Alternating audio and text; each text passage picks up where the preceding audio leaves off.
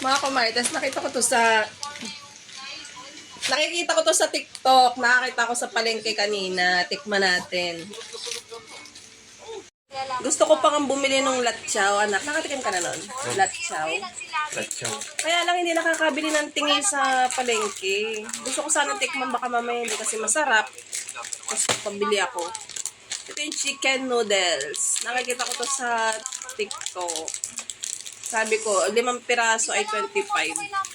Sabi ko, titikman ko lang kung masarap. Nakikita ko to sa TikTok eh.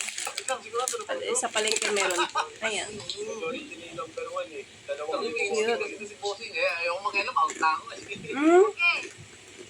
Si number 4 ay isang Sarap. Ang sarap. Lasang pilis. Kahit anghang. Ha? Ma'am, masarap. Ano to? Pansit Canton? Mama.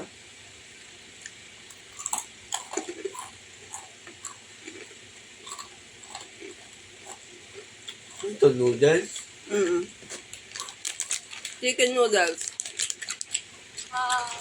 Para siyang pilis na noodles na siya yung tomboy diba? na. So, tomboy te? Ayun, si! Oo. So, babae Sug na ako.